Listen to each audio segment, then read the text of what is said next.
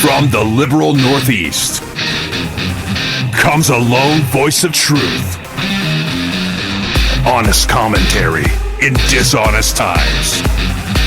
Think deeper with Juan Newsom. This is the Cure radio program.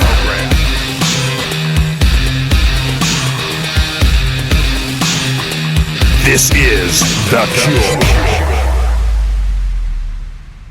Okay, folks, tonight we have a very special guest, good friend of mine. She is a mother, an entrepreneur, an author. She does yoga. She's an artist and social commentator. Her website, she does a variety of things, and you can catch her, you can reach her on her website, Kathy Talk. My good friend, someone who I have very high level of respect for, Miss Cat Hernandez. Cat, thank you for joining me tonight.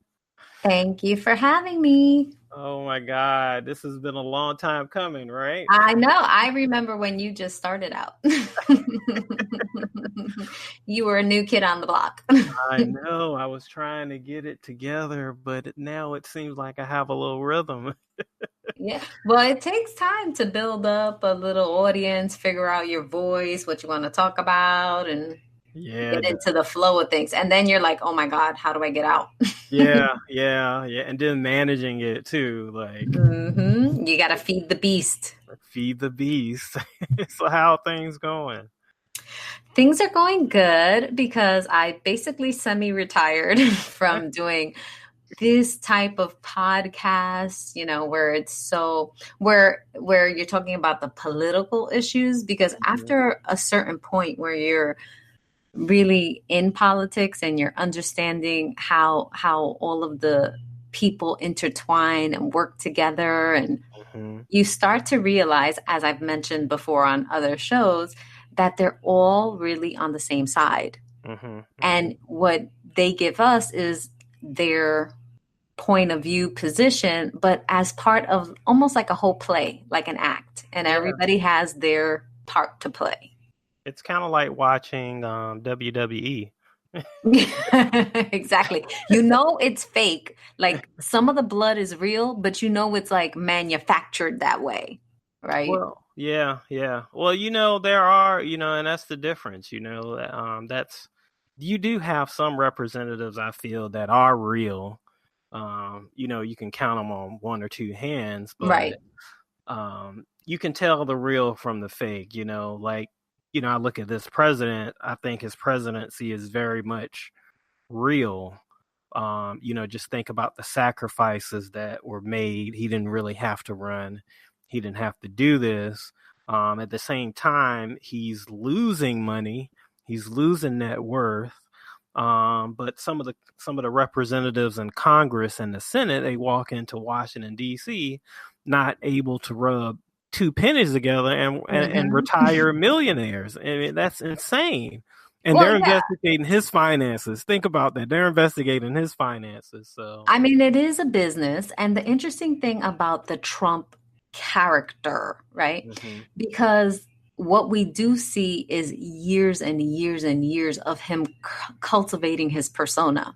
So you can go back and watch his interview with Oprah, where he's like, oh, I'm not going to run. No, I don't know if I would. But he definitely had a strong vision for what he thought America was, even from back then.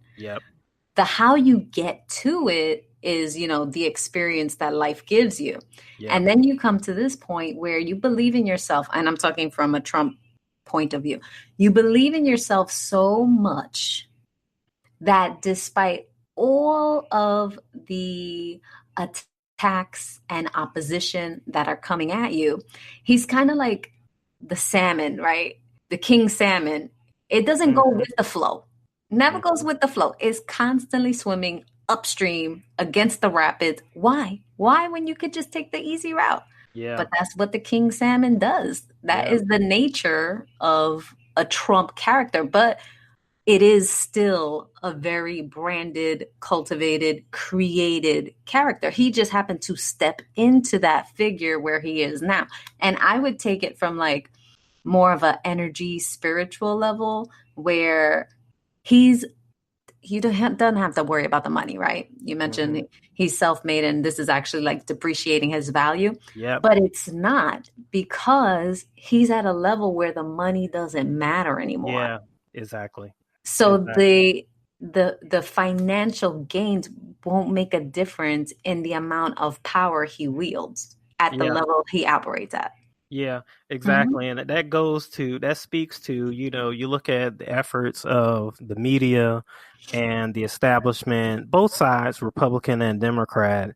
And, I do believe that one of their primary objectives is to separate Trump from his voters, but it's kind of hard to do that because going back to what you just said, when you look at Trump over the years, his positions haven't really shifted too much in terms of economics, in terms of trade, definitely on trade, definitely on foreign policy issues. And so the voters, his support, they don't realize his support is not just Republican support. There were a lot of Democrats and independents that voted for this president too. He won the married woman's vote. I mean, that's big right there. So when you look at this president and his support, part of the reason why his support numbers aren't moving anywhere, and they've been trying to drive him negative, is because people trust him because his positions have been consistent over a period of time, and he went into office and he started governing according to those positions. Exactly. I don't see his support moving anywhere. I would say Trump has, as crass as he is, and I mean, I take him different, I think, from like the way I hear him differently than where other people hear him because I'm a New Yorker. Yep. So the tone and the context and the intent of what he says is filtered differently when you're a New Yorker as opposed to when you're someone from middle America, and the type of talk just doesn't resonate with you. You know, like he's not appealing to the hippy dippy style, new age, whatever. He's, a traditionalist. That's why he kept saying nationalist, which the hippy dippies interpret, the flower people interpret as being, an elitist, a racist, and all this stuff. It doesn't appeal, but I'm a New Yorker. So when it's like cut and dry like that, that's how I like it. Like that's my style. Well, and it comes off harsh. Yeah. Well, some people in middle America too, like New Yorkers are bold and brash and honest. But I think when you look at middle America and, you talk about the Rust Belt states, the forgotten men, they've been looking for that because their politicians have been speaking to them from platitudes. Right. And, been very articulate and so forth. He's still an articulate guy, but it's just, it's not his strong suit. It's not his strong suit. And he speaks mostly in a very plain vernacular. Exactly.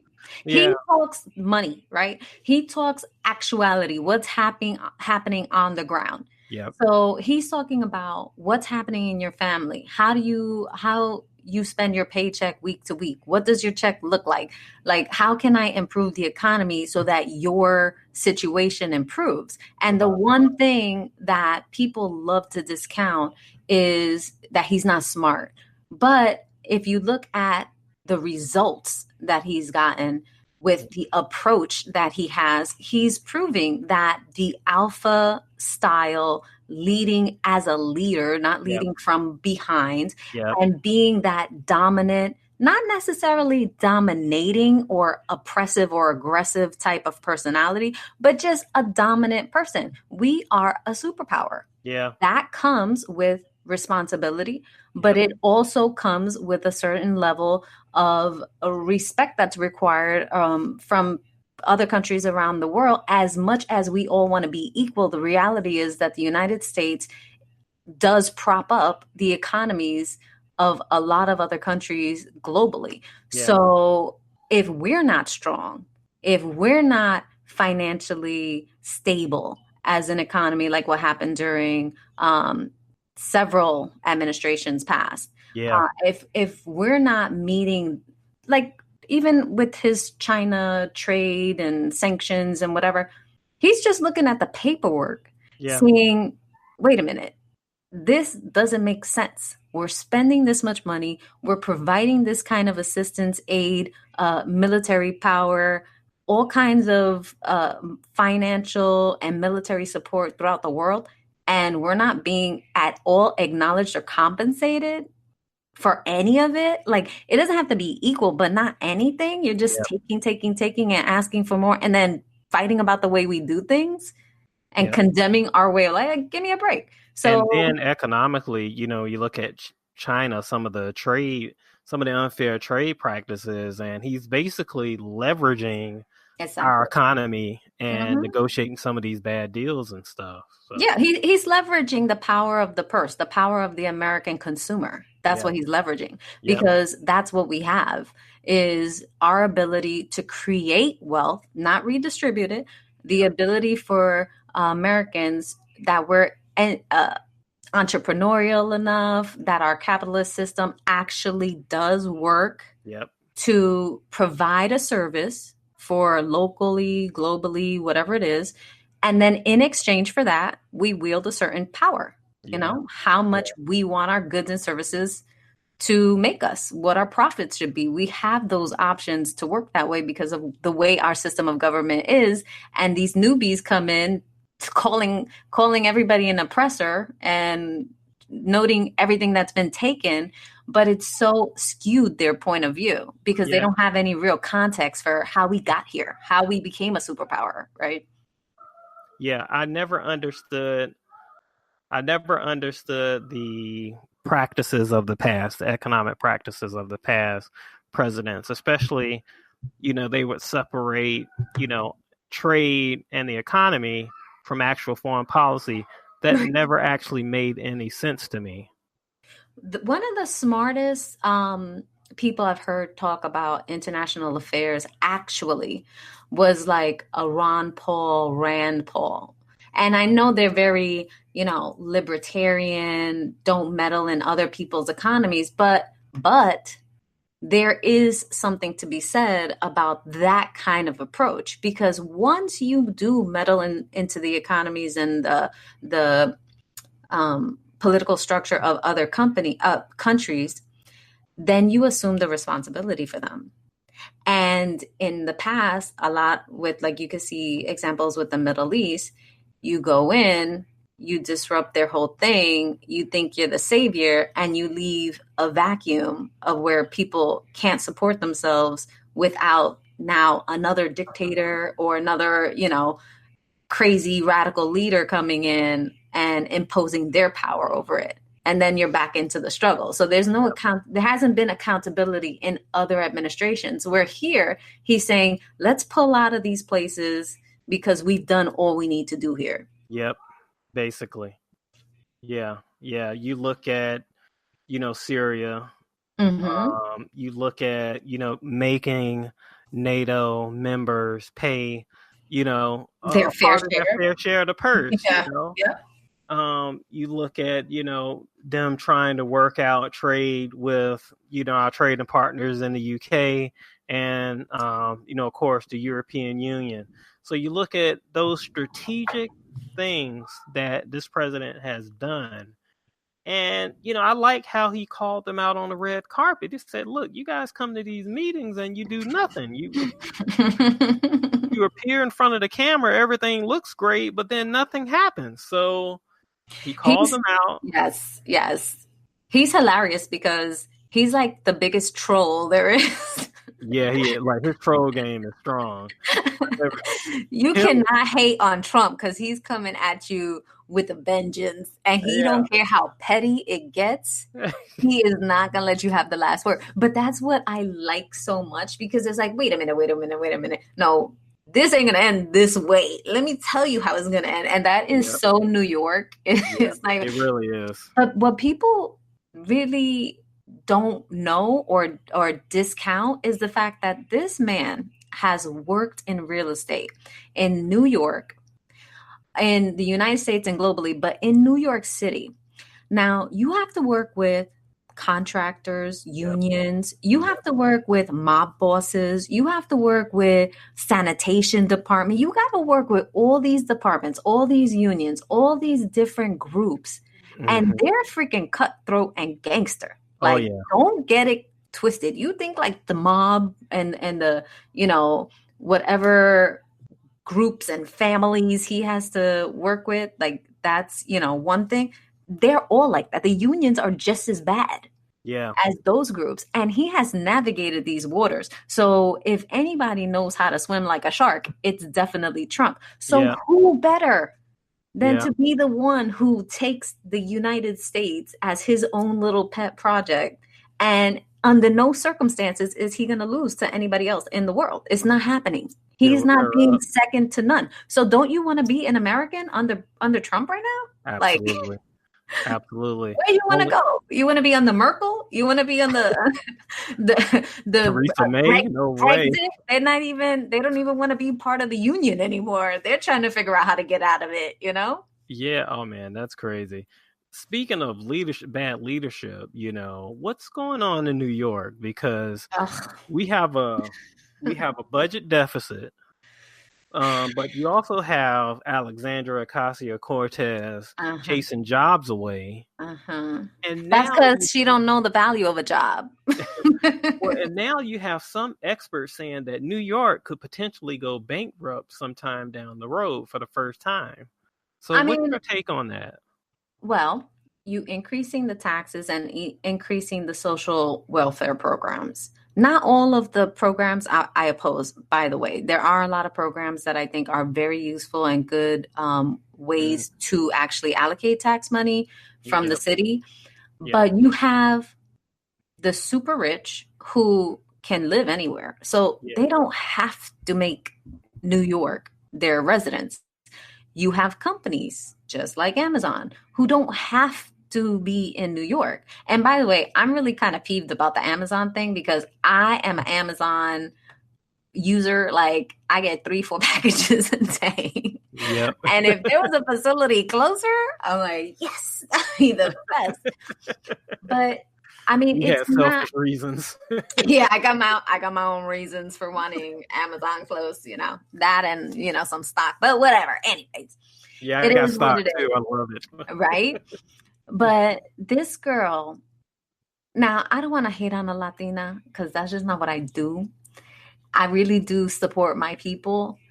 But damn, like just get a little bit educated on the issues. Like not emotionally invested, but like actually factually go on to like unitedstates.gov and look through the policies.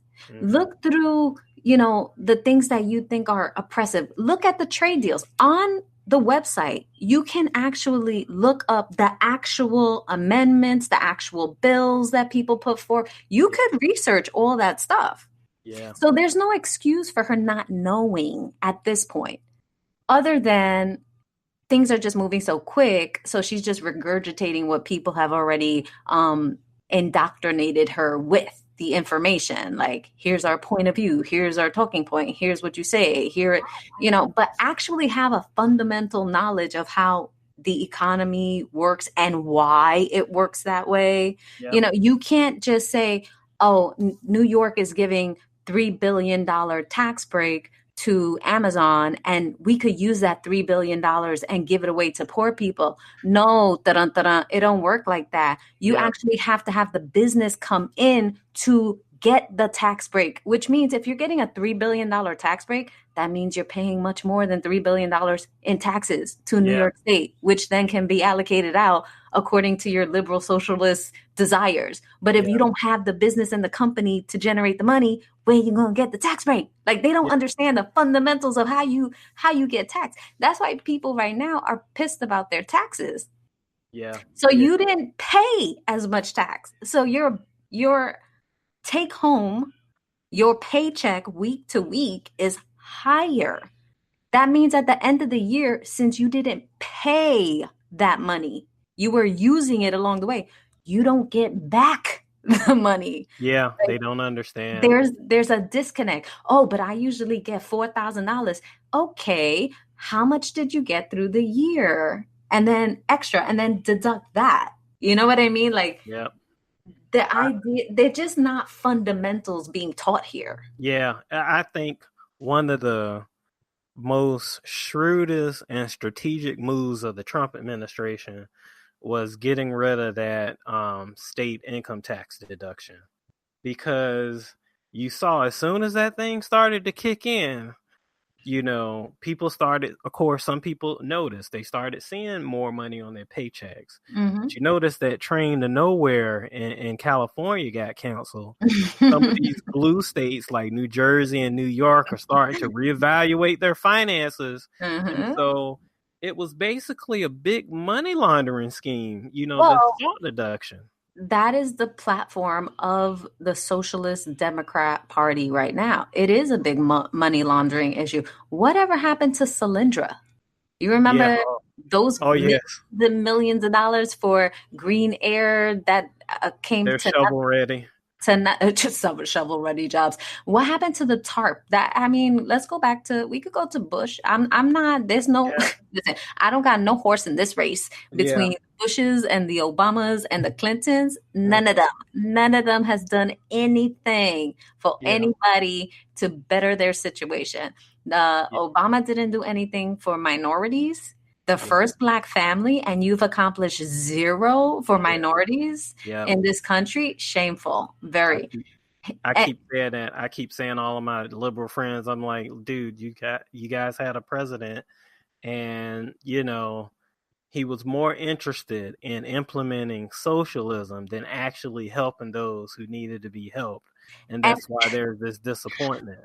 And then how weak were even those policies that Trump was able to come in and within the first year basically tear down everything he thought was going to be his legacy. Yeah. I mean, come on. That's what happens when you rule by the pen. When you rule by executive order, that's what happens. They can just tear your mess down like the Lego blocks that you put up. And then he leaves a situation, let's say the DACA, right? Knowing that it was only a temporary measure, knowing that, did absolutely nothing. Why? Because now you have, you're repealing, blah, blah, blah. No, it's not a repeal. It expired because you know what? The previous president didn't want to put in place anything permanent because he couldn't. He didn't have the votes, even with all of the Democrats in control of the House and the Senate. Yeah, they had the House and the Senate. For the I brought this up his first 2 years, and they could have done something, but they chose not to do anything. No, they were working on healthcare. They were working on Obamacare. Which I will, full disclosure, say I actually benefited from, because during my first, when I first had my daughter, I was under my private insurance, and it actually cost me money for the hospital and to have a baby. It's like, It's a ton of money that you spend on all the healthcare, and then you got to go get referrals and the whole shenanigans. With my second daughter, I didn't have to go through any of that. Oh, wow. Yeah. I was like, well, this is a benefit. It worked out okay for me. I actually lost some benefits because the deductibles were just crazy. And then navigating your healthcare savings account got more complicated because of the rules. Oh, you see, I never had any of those things. I never trust any of that stuff. Yeah, I always use the healthcare savings because I got 4 kids, man. Yeah. So something's always happening. Yeah. Oh, I hear you. So so I put aside the max. Yeah. And I use it. So, but it's much more complicated. The rules, and they flag certain things. You got to call in and verify, and then also 2 of my kids are special needs, and so the coverage for that changed. Oh, the cost is crazy. So I'm like, ugh, Obamacare. Well, but you know what? Now I actually just recently got a letter in the mail saying that I could use a different doctor if the doctor that I wanted wasn't within the system. Yeah, yeah. So Well, that's a nice little bend. Imagine if you had a doctor and you had to go, an hour away just to sit in somebody's office when you have a facility or one of the hospitals closer right here that you could just go, but it's not in the system. Now that changes that. You can actually go where you have to go as opposed to trekking across town to get to, your regular general doctor. well, according to because Well, that's Disney York. I don't know about anyone else. well, I've been keeping track of healthcare, so I know the Trump administration had been rolling back a lot of rules that were set up under Obamacare, and specifically the Obama administration, they pretty much outlawed those catastrophic plans. So catastrophic plans will become available again. Plans with coverage that aren't Obamacare, pretty much compliant, will be available again. So actually, next year will probably be a great year for new policy holders or people that are renewing policies and stuff. And they're also doing across state lines, I think, is another thing that they're trying to put in place, which would be good because then that, naturally would bring the cost down of everything. Yeah, I think it's great. So there's a silver lining with this presidency. So so it's just you just gotta, we have to keep fighting, but enjoy this while we can. So going back to my first point, the budget crisis, do you think New York State, New York City can avert this budget crisis under Cuomo? And will the economy grow, or do you think there will be other move? Because there's a lot of movement out of New York and New Jersey. I mean, New York is such a central location. I can't see that there wouldn't be a way to turn things around. If Giuliani could turn the city around from the way it was, like a wasteland and craziness, I remember that. Yes, I was here. I lived through it. But now it's like you go to Midtown and it's like Disneyland, you walk around, tourists are looking in the sky everywhere, and it's way different from the way it used to be. So it just shows like you have to have the right person with the right vision in place to make things happen. When you have somebody like de Blasio, who's basically absentee when he is around, I mean, he's in his own money laundering scandal. Oh God, his wife, million. that they can't account for. That went to some foundation that, is it really existent? It's kind of like Hillary Clinton and her foundation. Like everybody got a foundation. Yeah, seriously, I need to get a foundation. Funnel some money.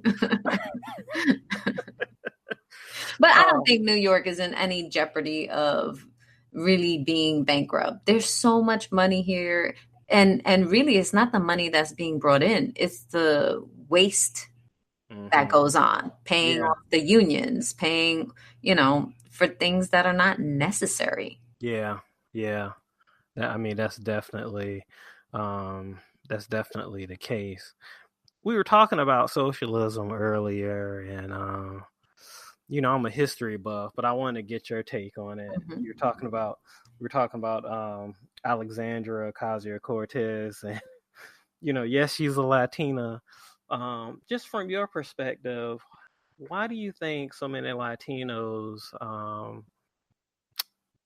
Why do they they lean towards that socialist type of policies? Well, doesn't everybody want the utopia? Like, I would speak for Puerto Ricans, right? So you have this culture of people, big families, always like supporting each other. And I'll just give you a personal example. So when I grew up, my mother's aunt and my grandmother took care of us, all the grandkids and nieces and nephews and stuff growing up. And now that they're in their 80s and 90s, like my mom and aunts and stuff are taking care of them. As expected, when my mother gets older, then I would be taking care of her. So it's kind of like generationally, you're just connected that way. And then also with other people within your culture and your community. And there are examples in Brazil and in other countries where they do have this work share life where it's kind of like cooperatives, but of a community where you would have an apartment co-op and you all pay in a share and you're all owners. Yeah. That's kind of how they have the community set up. Wow. So there are examples where these kind of things work, but it isn't within a city and a state of millions and hundreds of millions of people. Yeah. Right? Because it's hard to replicate that among so many people. But that is the utopian way to think. Like, oh, we can all live on an island and everybody's going to work together and we'll all be able to barter and share and yada, yada, yada, until this one becomes a crackhead. That one starts selling all their parents' stuff. And then you get real life issues stepping in. And it's like, oh, well, a third of these people don't want to work. A third of these people, don't have the skills and could care less. Everybody's motivation is different. So I don't understand why, after seeing it fail time and time and time and time again, you still have this idealized way to think like, oh, if the government just does it all for us, then we can just, do art and learn about things in life and like research the world and focus on they have time to focus on the weather changing. This is what these people spend their time doing. Wow. I know I spent quite a bit of time overseas, but I also I read a lot of history, and I think when you look at Latin America, throughout the years, especially during the Cold War era. I know that, Russian, communist, Soviets, they did a lot of diplomatic things throughout Latin America. I know part of, one of the things about, one of the defining things about President Reagan's presidency was, the Soviet Union was basically marching up and down Latin America, recruiting regimes, passing them out propaganda, and so forth. And President Reagan kind of put a stop to a lot of that. It's just, I see the effects that it, when people come here, they kind of mostly lean socialist. Especially coming from from Mexico and El Salvador and places, even Brazil. I mean, a lot of people don't know this, but the Soviets at one time had a lot of influence in Brazil as well. So I think that's it's rooted. Some of it is rooted in that. But just getting your perspective, I didn't really realize that community family piece. Well, it's cultural, right? So how do you explain? It's like I think most people who come here from any country come here for the opportunity to have bigger and better and expand their lives, period. Yep. How each person goes about that is different. Can you come here, or can you even grow up here and be here and mooch off the system? Yeah, you can live that life. Can you come here and realize the opportunity and be like, yo, I could open a business and I could get a loan from this bank and I could try to do XYZ and buy a car and get a house? Like, I'm going to do that because that gets me more than getting on the welfare line. Yeah. It's really not, I would say, a lot of, it's easy to lump everybody into a group and be like, oh, well, you came from a socialist regime, so that's what you know and that's what you want. I don't believe that. No. I believe you come here and you see opportunity. You got the opportunity to live at the lowest level where they throw you crumbs and you're able to sustain and survive with very little effort. And that's included with people who are already born here with all the freedoms and opportunities possible, free education. And some people don't take advantage of it. Yeah. That's not because they came from a socialist, mindset. That's just because their motivation, their personal motivation, and who they want to be, and the opportunities that they see for themselves. When I see somebody like Alexandria Ocasio-Cortez, she had in her video, and I was going to do a video about it, but it's too tense. Like, it's too hot right now. The politics. She had in her video that her zip code, she ran because she didn't feel it was right that her zip code dictated who she was and how far she was going to get in life. And I'm like, you live right next to the train that I'm sure at some point cost $2 when you started riding it.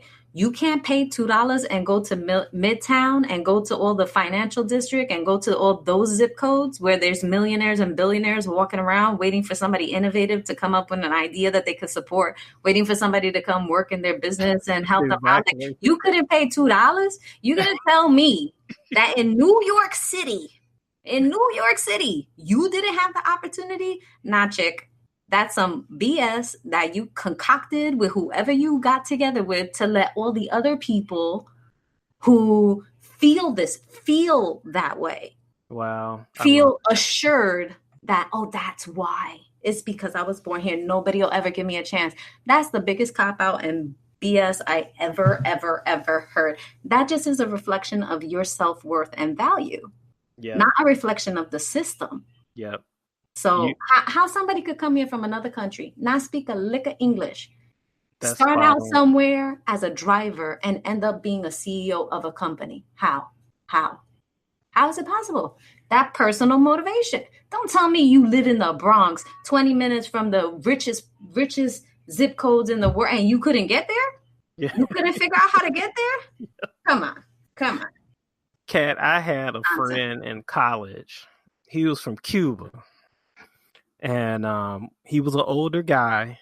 He was a little bit older than me at the time. He was about, how old was Armando? He was about 10 years older than me. I was 20. Let's say he was 30. And his family, his parents ended up leaving Cuba, but what happened? They had to leave him. They couldn't bring him with them. His parents, so they left him with a relative. Now, when they got here, they had 2 other kids. So Armando escaped Cuba by himself, pretty much. Dude, however he got here, got to Florida, came up to Virginia, where I'm from. Got a job. At that time, wet foot, dry land was in place. So he claimed asylum and all of this. Got his paperwork, got a job. He was in college doing real estate. Yeah. Dude was like, man, I'm going to make it. He was like the hungriest dude I've ever seen in my life. He said, man, if I was born in this country, I'd already be a millionaire. No, that's why he was wrong. If he was born in this country, he would have seen how easy it is. You can get stuck in a certain level and live and survive. Yeah. And that in and of itself is a big problem because it's interesting. I don't want to make it a white, versus minority thing, but I grew up in the projects, and whenever white people hear this, and I happen to be conservative, right? So whenever white people hear this, they're like, oh my God, but you're the only one in your family that thinks the way you think and whatever. And they're like, why do you think people stay living generational in poverty? Mm-hmm. And it is, in my observation, because of the fear of not making it on their own. The safety of the social programs and the way that they're constructed makes it disincentivizes you to want to get out of that mold, because then you're on your own. then you don't have the safety net. Then you have to rely on yourself. And what most people learn growing up in the hood, which is where I grew up, and from my perspective, is no one is gonna, you didn't have a rich family, you ain't winning the lotto, you can't make it past this certain point. So don't risk going out on your own and trying to discover something great, because it's not going to happen for you. Get a steady job, work for 20, 30 years, make sure you get a pension, make sure you do a 401k, make sure you put your money into savings, make sure you have at least 3-4 months in case you get fired, you got to find another place without losing your house, without, make sure all these little safety nets are in place for you to keep your mediocre life. Yeah. And it's simply the fear that they can't do it on their own, because they've been taught over and over and over that the white man is against you. And there's a ceiling, there's a level that you can't get past. You a woman, you a minority, you a this, you a that. Oh, those are barriers. Those are barriers to wealth and whatever. And it's like, it's ridiculous. It's totally a poverty mentality that keeps you stuck and broke, not actually somebody else imposing their authority on you, like you have in all these other communists and dictatorships, where they actually confiscate your land and confiscate, your property, your business. They take your money. Yeah, they tax you 90%, 70%, whatever it is. Not like in those countries. This is mentally, you keep yourself there. Wow. That's my perspective. No, that's fire. That is awesome. Oh, man.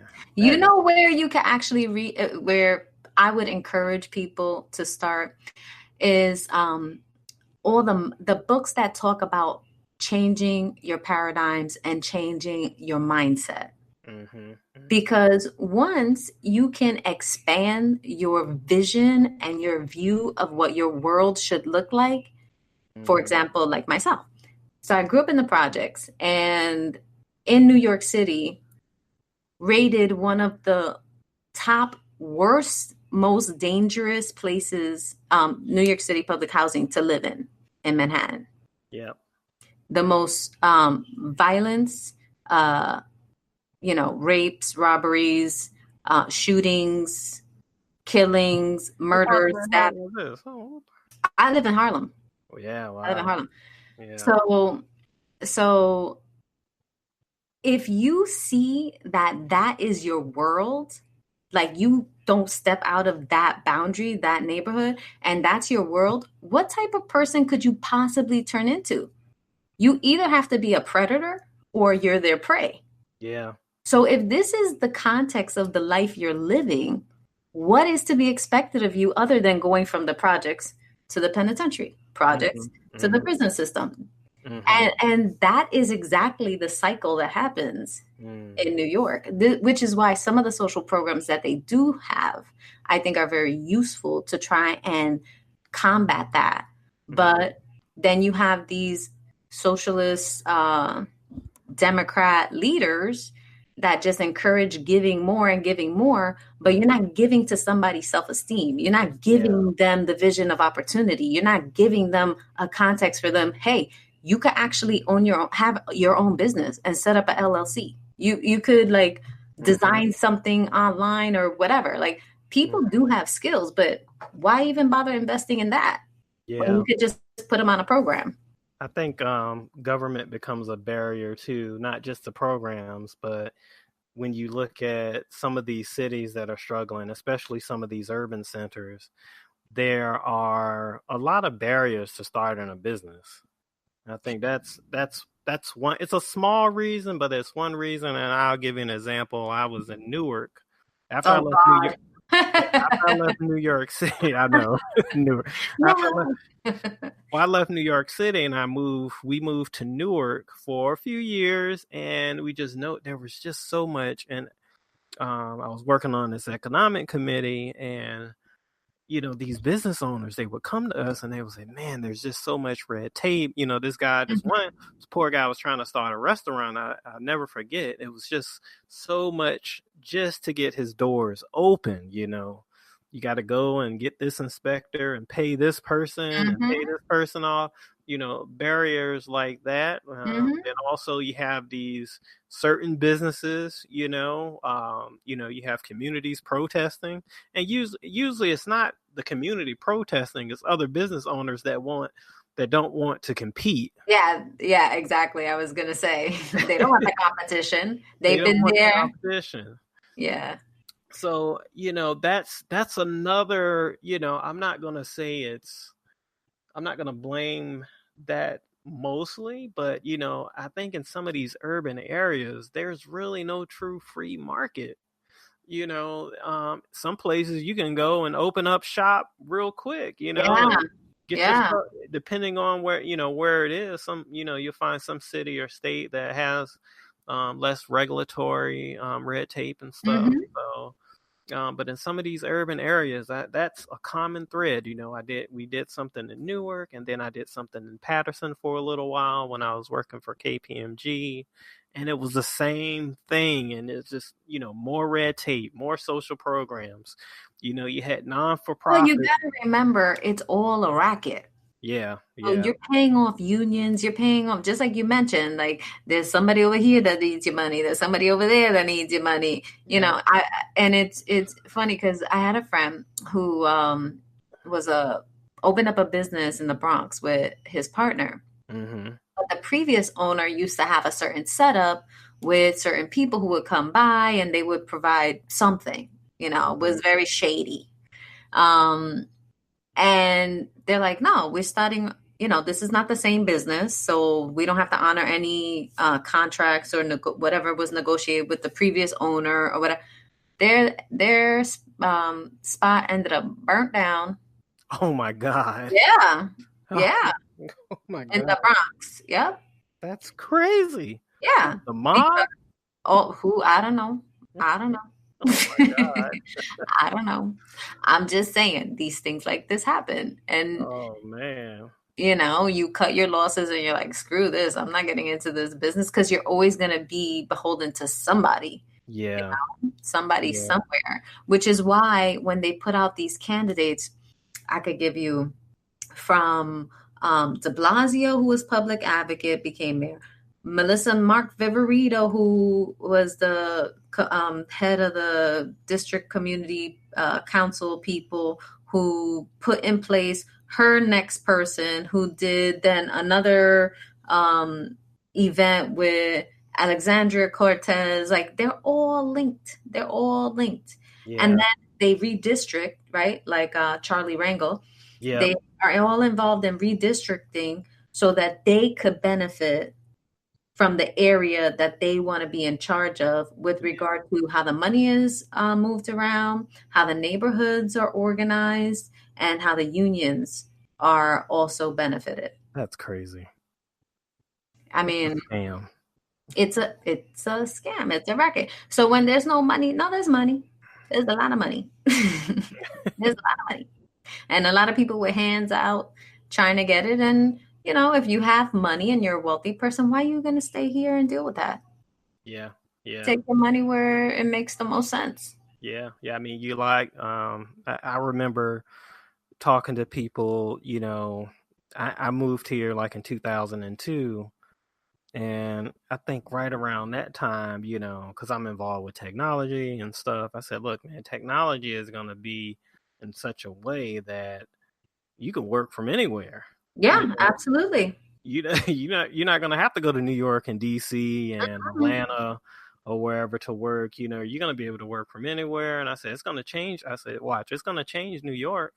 And before you know it, a lot of banks and stuff, started moving operations in North Carolina and in Tennessee and in Texas and so forth. And people are just steady moving out because of, like you said, the corruption. Yeah. Yeah. Well, look at the people now, the younger people.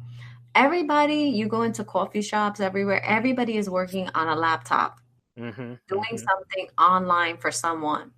And their priority is not 401ks. Their priorities are not health insurance and thinking of things like that. They want to be Instagram and YouTube stars now. Yeah. Yeah. You know? Or sell stuff online. Some Yeah. of them. I mean, you could build, myself included, a whole business directly from online. And I have clients from all over the world. So my business is 24/7. And you're in charge of it all. You make your own hours. You know, it's kind of like you do as the best you do. If you feel like doing nothing and your business suffers, it's on you, you know, Yeah. and you're the only one accountable for it. There's no boss, but then again, there's no safety net. So most people, like some people could do that if you're an entrepreneur type spirit. And some people just can't. Some people just have to work for whatever. So if you figure people who have to go to a job or a vocational or whatever, they're going to stay with what they know. Everybody else is going to get up, get on their laptop, get on their cell phone and move where they want to move and build the business that they want to build and the lifestyle that they want. Wow. That's Who do you want to be? I don't want to be in no desk. Sure. It's tough. It's tough. It The is. going to entrepreneur route, I would let you know, is way more difficult than just sucking it up and working for somebody else. Yeah, it is. I have friends that, me and my wife, we started a business, and I have friends that are successful entrepreneurs, a few of them, and they're like, man, I'll never go back. You know, once you make it to a certain point, like I have one friend who's a CPA, and he has his own tax business, and he's doing very well, and he said, man, I'll never work for anyone else. This is great. Yeah. You got to get over the hump though, which it takes several years. Yeah, it takes a while. And it's very stressful because you are counting on you. Yeah. And when you'll go through times when that rent check is going to be 2 months late and you're like, it's in the mail. And then boom, you get an influx of money. You get to pay everything off. And then you're trying to do it again. Do it again. And then you get to a point, I tell you, I'm semi-retired. I joke because I'm full-time mom, but I do have my businesses that I do. So I do the Ink by Cat, which is a cosmetic tattooing, which is kind of like my hobby that pays me. Yeah. And then I do the video spokesperson videos, and I create small promotional videos for different brands and companies and small businesses, around the world. Wow. So I do that also is one of my hobbies that I get paid for. That's awesome.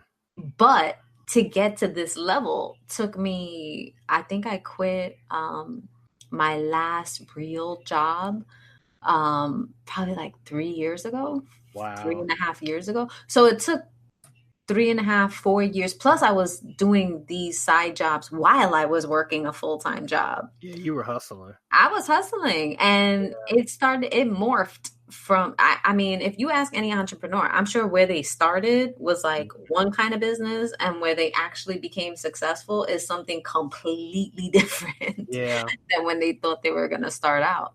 And the amount of money you pour into it, the amount of time you pour into it, you're like, oh my God, why am I torturing myself? And then everybody else around you is like, why are you torturing yourself? You had a whole career. Like I had a whole career working property management, managing, big commercial buildings in Midtown. And it's like, wow, this is great. I hated every freaking second of it. Every freaking second. Now I get to go to the gym. I get to drop off my girls. I get to shoot videos and clown in front of my green screen. And if it takes me, till midnight to finish doing my videos, and that's what it takes me. Wow. It is what awesome. It is. That's inspiring, man. That's inspiring. You definitely inspired me. And I know you're definitely going to inspire a lot of my listeners tonight. If my listeners want to find you, Cat, tell them where they can find you. Well, you can always go onto Facebook and like my page, Kathy Talk with a C. Or to be very confusing, you can go to Instagram and also see my Ink by Cat, which is with a K. It just looks better that way. Ink by Cat with a K, but Kathy Talk with a C.